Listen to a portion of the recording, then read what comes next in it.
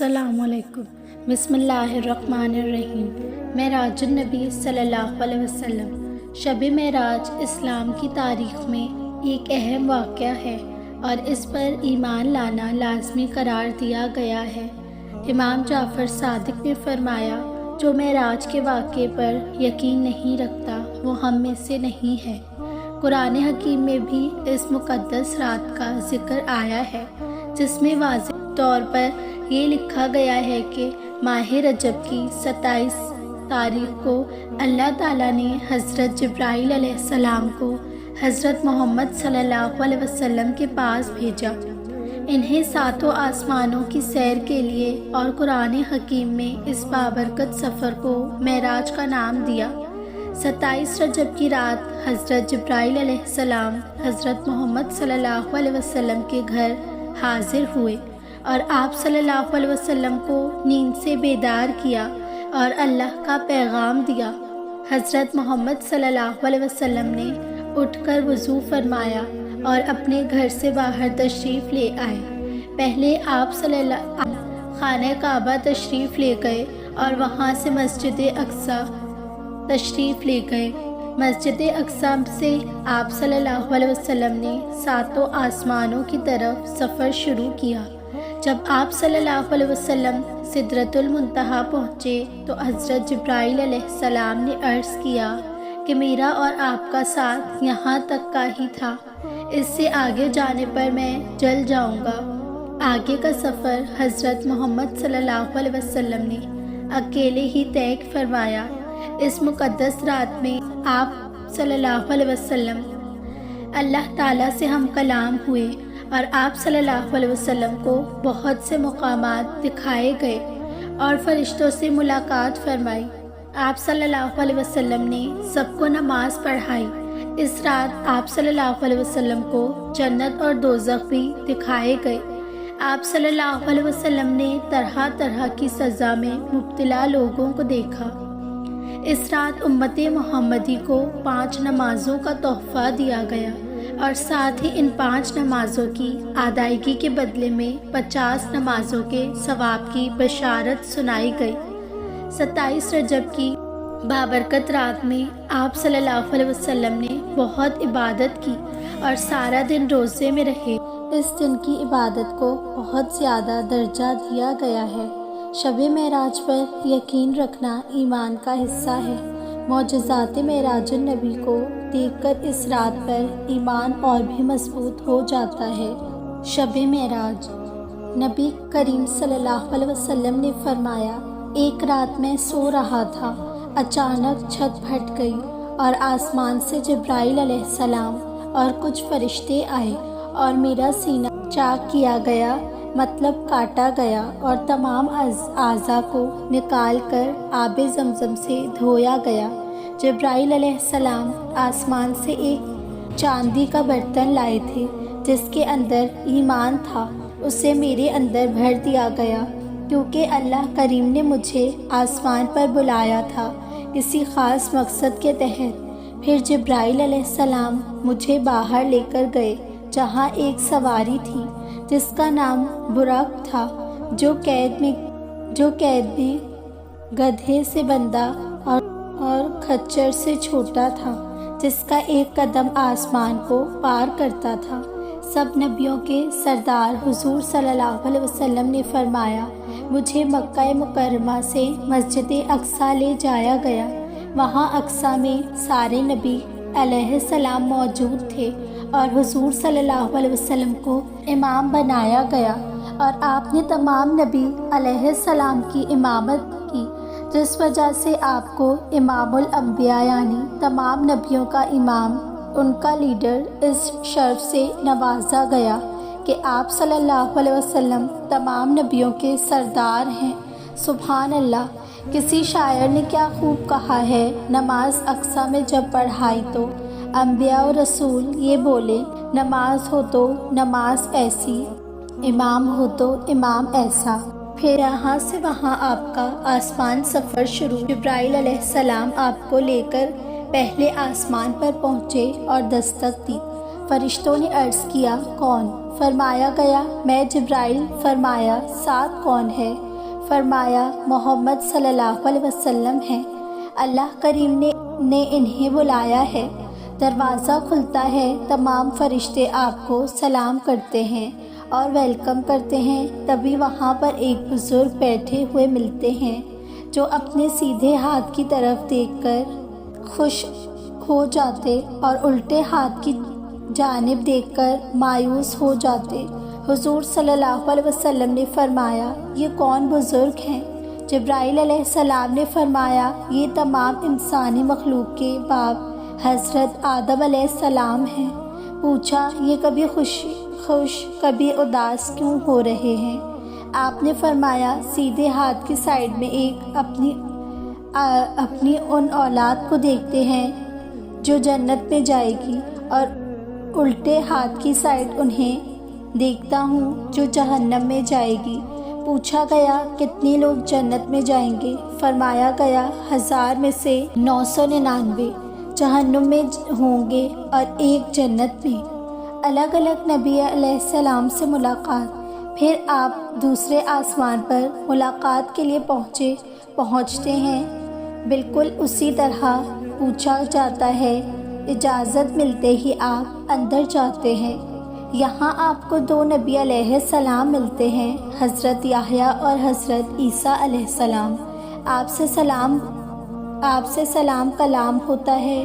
پھر تیسرے آسمان کی طرف روانگی ہوتی ہے، جہاں نہایت ہی خوبصورت نبی علیہ السلام سے نبی صلی اللہ علیہ وسلم کی ملاقات ہوتی ہے۔ فرمایا، یہ کون ہیں؟ فرمایا گیا، یہ یوسف علیہ السلام ہیں۔ اللہ کریم نے دنیا کی خوبصورتی کا بڑا حصہ یوسف علیہ السلام کو عطا کیا ہے۔ پھر آپ چوتھے آسمان پر پہنچتے، جہاں ادریس علیہ السلام سے ملاقات ہوتی ہے۔ پھر 5ویں آسمان پر پہنچتے ہیں، جہاں آپ کی ملاقات حضرت ہارون علیہ السلام سے ہوتی ہے۔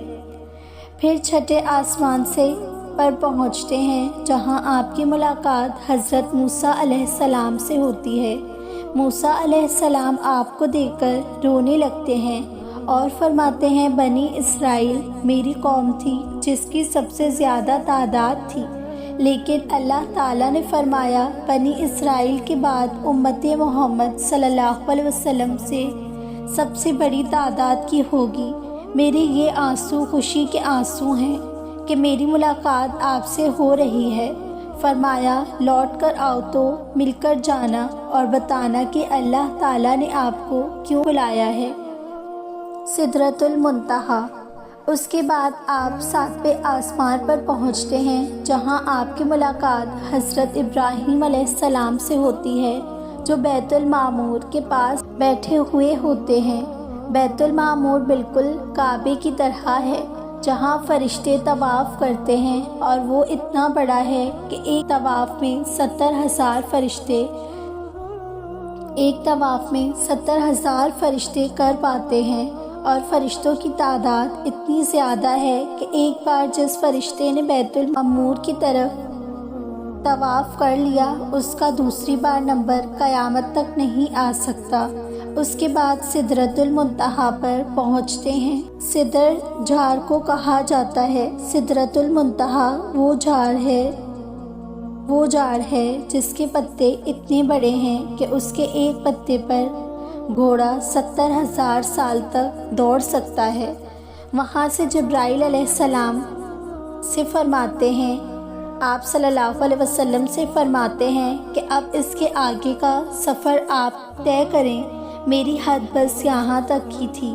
50 سے 5 کا سفر۔ اب آپ کی ملاقات اللہ کریم سے ہوتی ہے۔ اللہ تعالیٰ آپ کو 2 تحفوں سے نوازتا ہے۔ پہلا تحفہ سورہ بقرہ کی آخری 2 آیات 285 سے 286 تک، جس کی بے شمار فضیلتیں بیان کی گئی ہیں کہ جو کوئی ان آیت کو پڑھے اس کے لیے یہ کافی ہے۔ اس کے بعد آپ کو دوسرا تحفہ دیا گیا، اور وہ تھی 50 وقت کی نماز۔ آپ تحفہ لے کر لوٹتے ہیں تو 6 آسمان پر آپ کی ملاقات حضرت موسیٰ علیہ السلام سے ہوتی ہے۔ وہ فرماتے ہیں، بتاؤ کیوں بلایا گیا تھا آپ کو؟ فرمایا، یہ تحفے دینے کے لیے۔ فرمایا اے محمد صلی اللہ علیہ وسلم، آپ کی امت یہ نمازیں نہیں ادا کر پائے گی، جاؤ کچھ کم کروا لو، کیونکہ میری امت کو اس سے بھی کم ملی تھی، انہوں نے ادا نہیں کی تھی تو یہ بھی ادا نہیں کر پائیں گے۔ آپ کی بات سن کر حضور صلی اللہ علیہ وسلم اللہ کریم کے پاس جاتے ہیں اور کم کرواتے ہیں۔ روایتوں میں آتا ہے کہ آپ بار بار گئے اور ہر بار 5 نمازیں کم کرائی۔ جب آپ آخری 5 بجی تو موسیٰ علیہ السلام سے فرمایا اب میں اور کم کروانے نہیں جا سکتا، اب مجھے حیا آ رہی ہے، میرے رب نے مجھے تحفہ دیا اور میں اس میں کمی و بیشی کر رہا ہوں۔ جنت اور جہنم کی سیر، اتنے میں اللہ تعالیٰ کی آواز آتی ہے کہ اے محمد صلی اللہ علیہ وسلم، تیری امت کو ثواب 50 کے برابر ہی دیا جائے گا۔ سبحان اللہ، یہ ہے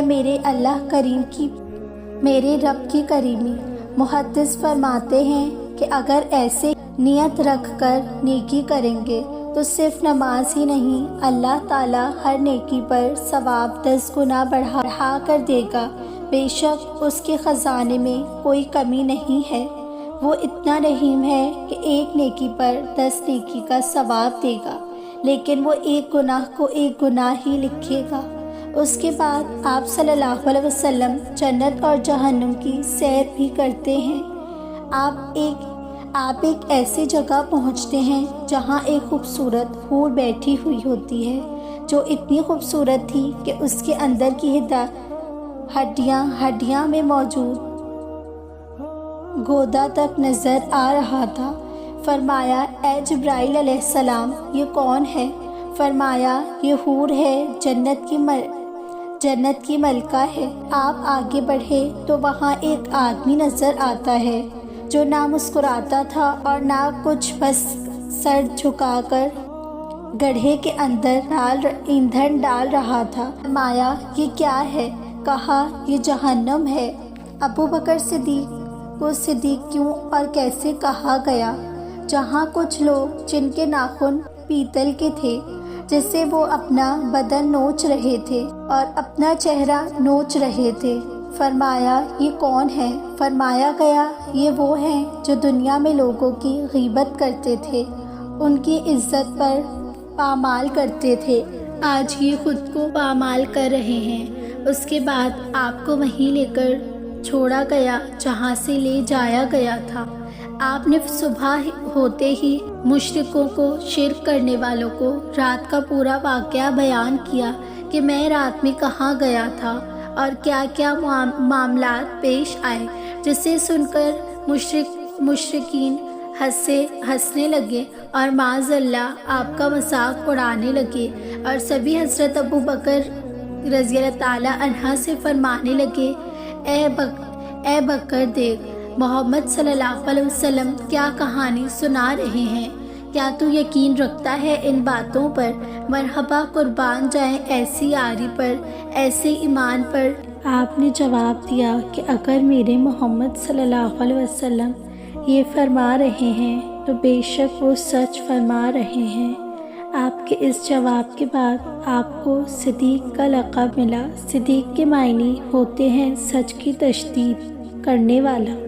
یہ تھا حضرت ابو بکر رضی اللہ تعالیٰ عنہ کا ایمان کہ اگر سرکار نے فرما دیا ہے تو بے شک وہ حق ہے، پھر اس کے آگے کوئی کتنا پرنتو نہیں پاتا۔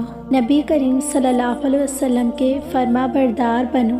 ہمارا ایمان بھی ایسا ہی ہونا چاہیے کہ اگر ہمارے نبی صلی اللہ علیہ وسلم نے جو کچھ فرما دیا ہے، جو کچھ بھی کیا ہے، اس میں سوال جواب نہیں ہوتے، بس ہم نے کرنا ہے، مطلب کرنا ہے۔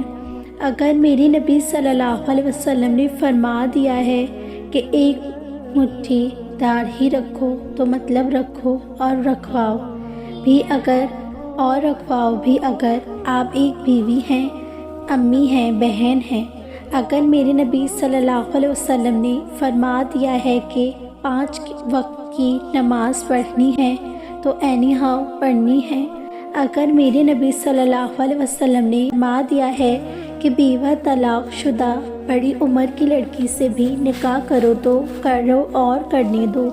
اگر میرے نبی کریم صلی اللہ علیہ وسلم کسی کا دل مت توڑو اور نے فرمایا کہ کسی کا دل مت توڑو اور نہ ہی دل دکھاؤ تو خدا کے لیے مت کرو اور ایسے کام۔